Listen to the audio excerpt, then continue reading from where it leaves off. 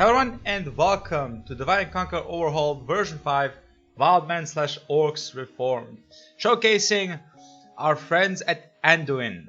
So, what changes does Anduin have? Well, first and foremost, let's see the economy.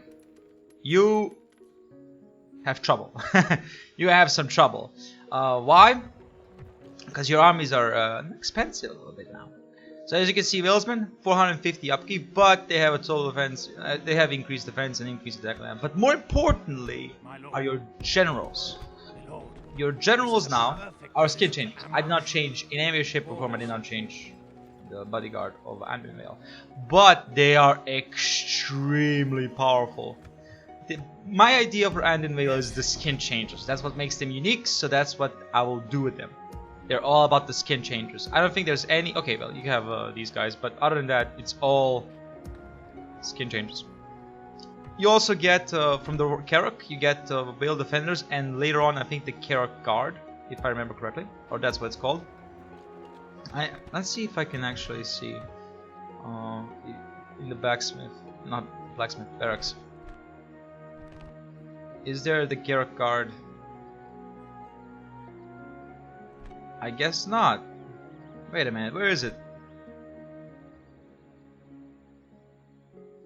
You get, either way, you get the Karok Guard from Bjorn's Hall. You get from this. At turn 60 you get that. Other things for Anduin, nothing changed geographically, so I'm not even gonna showcase it. It's all the same. You're gonna fight... You're gonna fight Good the Bad, you're gonna fight Dogul Door, you're gonna fight the Mist Mountains. All of that is the same. None of that is changed. What is changed is the economy. The apiary now gets you a lot of money. Apiaries are extremely good for Anduin because that's what makes them unique. You know, this is their specific economic building. So I feel like, yeah, let's give them let's make that their thing. So honey is their thing. They got 400 gold from the base model or base tier. And they get tradable goods, and if I can showcase the second tier, I cannot. Where is the castle? Is this a castle? Yes, it is. Okay, great. If we can showcase the castle, there you go. 600. Sorry, I was about to say 800. No, 600 gold more tradable goods and more population. So you want the apiary. If you're playing as Anduin, you want the apiary. I'm even, spoiler alert, a little spoiler. I'm even contemplating or toying with the idea of removing gold and silver for the Wildmen that have these special economic buildings and just boost the economy of the apiaries. Basically making it so that the apiary gets you like, sorry, there you go, gets you like 1,000 gold, and this gets you like 500 or 600, something like that, to just, you know, offset the loss of mines. Because I want to make it unique, you know, that your economy should be concentrated around the unique economic building that you have, because otherwise why would it be there? So that's about it. You don't have anything special. Your leader, of course, yes, my lord. Skin changers, your orders, my as lord. they should be. I did not feel like I should change that at all. That's what makes Anduin unique. I'm going to talk about the stats and the numbers once we get into the army showcase. And let's go do that. And here we are with the unit showcase. So no new units, none of that, but some change in numbers, some change in powers. So let's look at the first one, the Woodman Warriors. 7 attack, 8 charge. Very aggressive unit. As you know, I imagine Anduin to be more aggressive side, you know, the beast. The skin changes, you know, I play in that idea. But no armor. 3 armor, 7 defensive skill because you know, bears, and 3 shields. So their shields are pretty good. And the armor is terrible. You don't want to be shot by arrows. And defense skill 7, so they should hold their ground against militias of any, you know, most people. Then we have these stores who are also been buffed. I did give them a little bit of an increases of 5 defense skill. You know, I mean, I think 1 armor increase, maybe not even no armor increases, just a little bit to the, you know, for the hobbits. Why not? Let's, you know, enjoy themselves a little bit. The prices are not correct, by the way.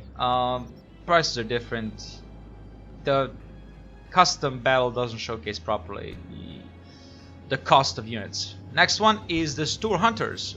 way more missile attack. Anduin Whale gets a bow, or gets a bow bonus, so their damage to missile is increased a little bit. 4 missile attack is amazing, but if you know, it's amazing by the old terms. By the new terms, it's pretty average. Pretty average. Granted, for version 7, I plan on maybe even reducing that and maybe going by tiers instead of just going a broad update. This has been a broad balance update.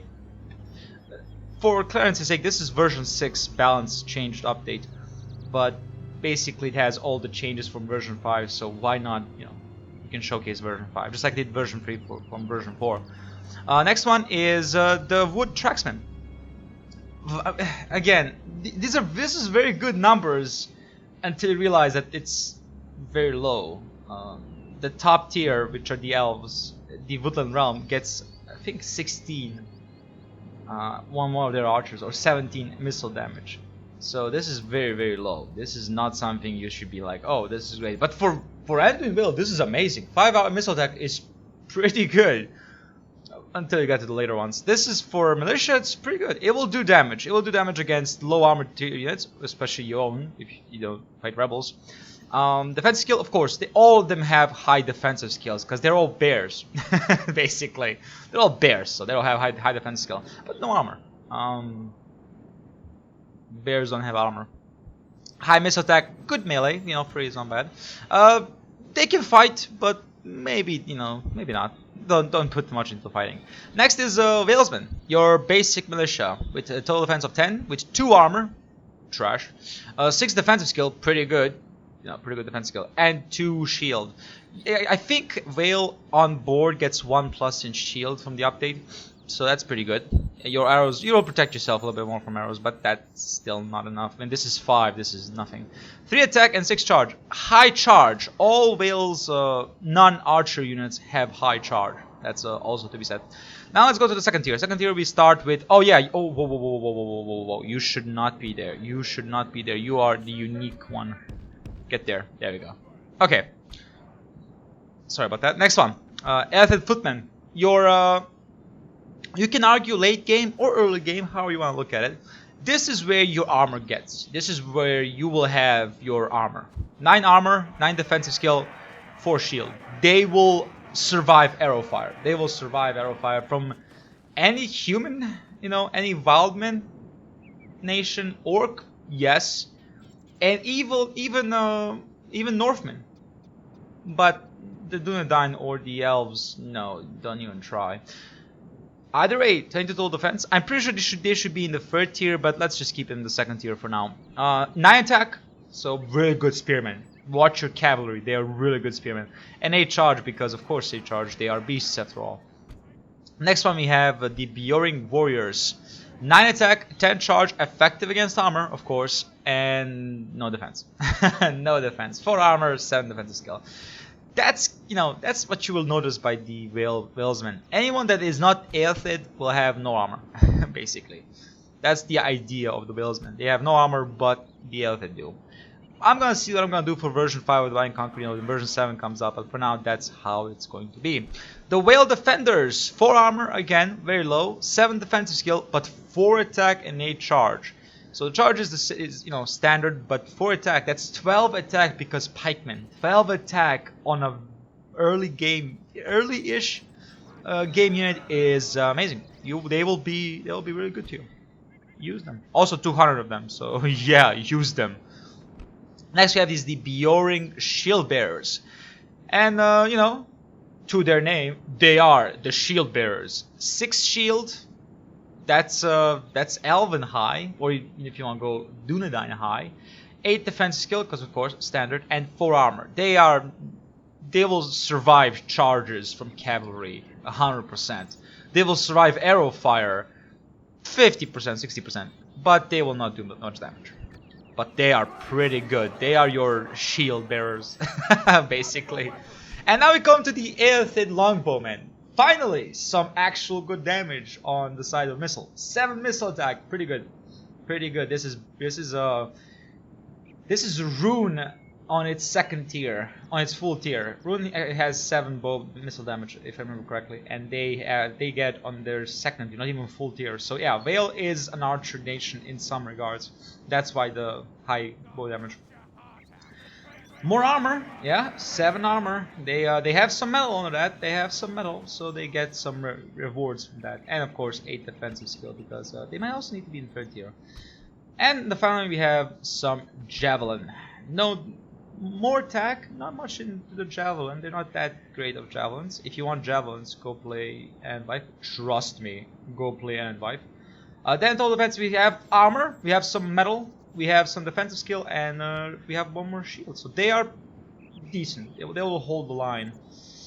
These are your best chances, basically, to deal with any nation. If you want to go late game, this is your late game unit. That's why it's only 100 of them, because Whale doesn't have the smithing and the blacksmith required to create that much of heavy infantry or heavy cavalry, which you will see soon. In line, archers. We're gonna start with the elves or the Sylvan March Wardens. 9 missile attack. That is bloody amazing for a Wildmen faction. 9 missile attack. They will kill a lot of your problems. They will do their job. That's why it's only 75 of them. But they will do your job. They do the job for you. 8 armor because you know, Elven, magical leather, whatever. 10 melee attack and 4 charge bonus. They will hold their ground if they have to, but they are archers. They do not do anything with them. They're just archers. Be careful with them. Next we have is the Greenwood Foresters. 7 missile attacks. So you actually get less damage than with your Aelfid Longbowman. Actually, no, it's the same. My bad. So yeah, you peak with the elves when it comes to missile. 7 missile is your maximum otherwise, and they're pretty good. 7 armor, again, good leather, or maybe even some armor there, and 9 defensive skill. So more defensive skill, but also more armor. Next we come with the Beoring Riders. Same, low armor, good defense, good shield, and of course high defensive skill with 6 attack and 7 charge bonus. Use them. If you can replace them with the you know, Aelfid cavalry, please do. But otherwise, for low tier cavalry, they're pretty good. They're expensive too, by the way. They're not that cheap, but yeah, feel free to use them. And then we have the Aelfid cavalry, your heavy armor. You know the 2 heavy armor units with 8 attack, 14 charge. Oh yeah, baby, we're cooking now. 6 secondary attack, which is not that much, but 9 armor, your highest armor. I think actually no, maybe your Carrot Guard has the highest armor. We're gonna wait and see. But for now, let's say your highest armor stat in your roster: 7 defensive skill and 4 shield. Your best cavalry, and that shows for it. 19 charge bonus. That is definitely your must-have cavalry if you want to compete with anyone, actually, because this cavalry can compete with a lot of nations in your surrounding area, especially with the elves. The elves cavalry is not that good. And we have the Aelfid horse archers. 6 melee attack, 6 missile attack, and 6 charge bonus. I'm gonna say average, sure. And we have 7 armor, 7 defense skill, and 3 shield. Because they're Aelfid, they get a little bit of a bonus in armor. But other than that, they're pretty good. They're not pretty decent. Not canned or even Rohan, but they're good. And then we come to the Carrot Guard. Let's see. These are your ultra elites. And I was right. Carrot Guard gets your most armor with 12 armor. 12 attack, 12 charge, effective against armor. Boy, if you do not have skin changers, they will kill.